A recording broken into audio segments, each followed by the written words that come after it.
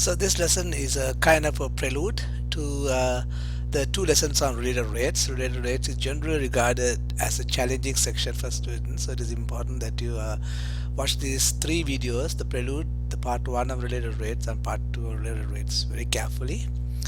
Now in this one, now in the last lesson we did implicit differentiation. We learned how to differentiate an equation which has both x and y in it. So the secret was in implicit differentiating, whenever you have an x thing, you just differentiate, and whenever you have a y thing, you differentiate and multiply by dy over dx. Now that is because you are differentiating with respect to x. But what if x and y are both independent variables, and if you are differentiating with respect to the time t? So do you understand the difference? Previously we had x and y, and we are just differentiating y with respect to x. But suppose we have x and y independently or dependently varying with respect to time, and we want to differentiate both x and y independently with respect to time. Well, the only difference is, just like the way that we did implicit differentiation, you just differentiate things in the usual manner, but you multiply by d over dt, just like the way that we multiplied by dy over dx. Every time you differentiated a y thing, every time you differentiate any variable, now you multiply by d over dt. Why d over dt? Because we are differentiating with respect to t. Now let's try to understand this in a more practical context. Now, so a circular ripple of a lake is expanding. So you put something on a lake, say a stone in a lake, and then a pebble in a lake, and then there will be a circular ripple, right? That is expanding. Now it expands in a circular manner.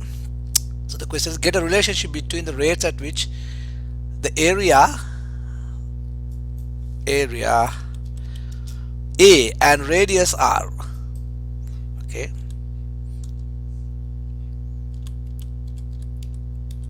Radius R are related, right? So just imagine a ripple being created and it's expanding, right? So when it expands, what happens? The area expands as well as the radius becomes bigger and bigger. So area expands, okay, and the radius becomes bigger and bigger. So there is an expansion rate for the area, there's an expansion rate for the radius. We want to connect the two. So the way you connect is, actually we look at the equation which connects the area and the radius, because we want to connect the rate of the area as well as the rate of the radius. Okay, so we start with the equation connecting the area of a radius of a circle is a equals pi r squared. That's our starting point. Now this is an equation, it has both a and r. Now we differentiate both sides of the equation. So what we do is we differentiate the normal way. Think of this as one variable, and we remember to multiply by dAd over dt, or whatever that we differentiate. Okay, because we are differentiating with respect to t, the time now. Alright, so now look at this one. A is equal to pi r squared, right? So if you differentiate A is just one variable, right? So it is 1 when you differentiate, so it's really 1 times. And then what do? You multiply by what? dA over dt. Okay, alright, because you are differentiating with respect to t. Now likewise here, what do you have? Pi is a constant, you have the pi alone, and then r squared is a variable once again. So what do? What's the derivative of r squared? It's 2r. Then you make sure that you multiply by dr over dt. Alright, so once again look at it. Differentiated a, which is 1, right? The single variable by itself, and but you remember to multiply by dA over dt. Okay, and then you multiply r squared, right? You get 2r, dr over dt, pi is a constant. Alright, so this for the time being, just so here is an equation. Now this equation connects what? The rate at which the area changes with the rate at which the radius changes. The area rate is dA over dt, radius rate is dr over dt. Clear? Okay, alright. Now, so again, make sure that you multiply both variables with a d over dt after differentiating. That's all you need to do. Let's take a second example. Okay, air is pumped into a basketball. So find a connection between the rate at which the volume changes and the rate at which the radius changes with respect to time. So when air is pumped into a basketball, what happens? The volume of the basketball changes, so does the radius. So the volume, the basketball becomes bigger and bigger and bigger and bigger. Radius becomes what? Longer and longer and longer. So there are rates for the volume of the basketball, and there's a rate for the radius of the basketball. So the rate for the volume, let's call it dV over dt. The rate for the rate for the volume, let's call it dV over dt. Rate for the radius, let's call it dr over dt. We need to connect dV over dt with dr over dt. So first we connect V and R. Okay, so how do you connect V and R? How do you connect the volume with the radius? A basketball is a sphere. So the equation of a sphere, volume of a sphere is V is equal to 4/3 pi r cube. Can you see that, right? Okay. Alright. Okay. So what happens is we have 4/3 pi r cube.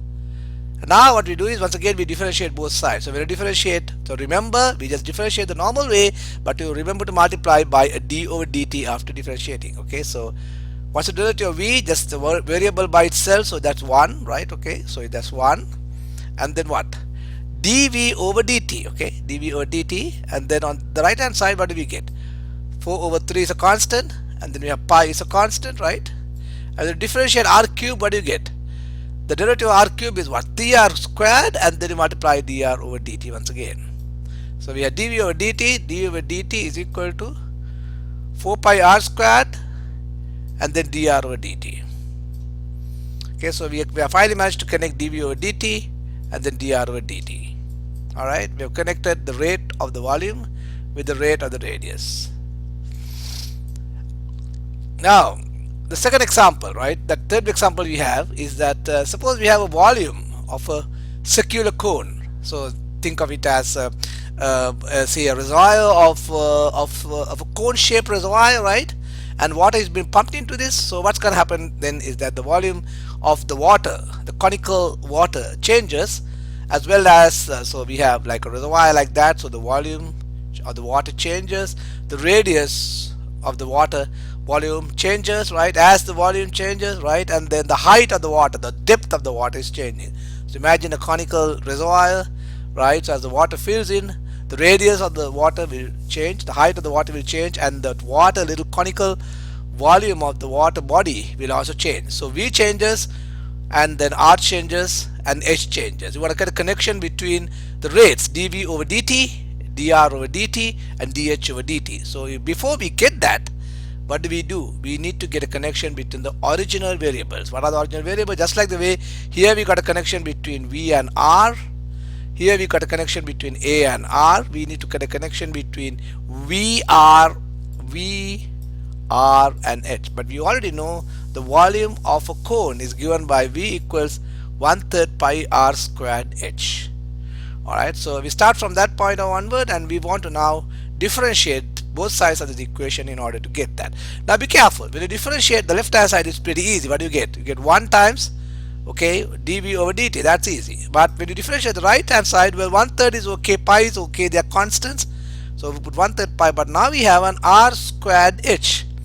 Now this is reminiscent of the situation that we had in implicit differentiation, when we had a multiple of two variables. Remember when we had the xy product in implicit, we had to use the product rule. So here itself r is a variable and h is a variable, so we got to use the product rule. Well, we use right 1 diff 2 plus diff 1 right 2, but except that whenever we do a diff derivative, we got to multiply by d over dt of the variable. Okay, so now on the left hand side we get 1, so 1 times d over dt, that's fine. 1/3 pi is a constant. Now let's start r squared h. So we are using a quotient, product rule for that. Okay, what is going to happen is right 1, which is what, r squared times dh.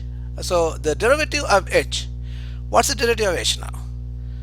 Is 1 times what, dh over dt. Remember to multiply by dh over dt, and that's that part. Then what, right 2, which is what, just h. Don't do anything, just write it, correct? And then you need to differentiate r squared, and when you differentiate r squared, what do you get? The r squared becomes 2r. You get 2r dr over dt. Is everybody okay with that? Once again, write 1 r squared, derivative of h, dh over dt, and then write 2, just write h, right, and derivative of r squared, which is what, 2r dr over dt. So now if you take the r's, you can take one of these r's out, and then you have what? R is outside, so you're left with one r here, r times dh over dt plus what? You took r here, 2h times dr over dt. Now that's just an algebra simplification, but just watch. We have connected dv over dt, the volume rate, the height, the depth rate of the vessel, right, with the r rate, the radius rate of the vessel.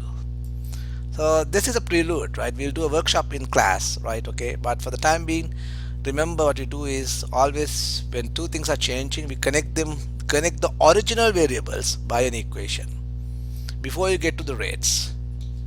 And how do we get to the rates? We differentiate both sides of the equation. And when we differentiate both sides of the equation, the rule is that we multiply by dA over dt every time we differentiate. After we differentiate something, we multiply. So here we multiply dA by dA over dt and dr over dt. Here we multiply by dv over dt and then dr over dt. And here we multiply dv over dt here, but when you differentiate h, you multiply dh over dt. When you differentiate r squared, we multiply by dr over dt. Alright, okay, that's it for now. We'll see you in class tomorrow.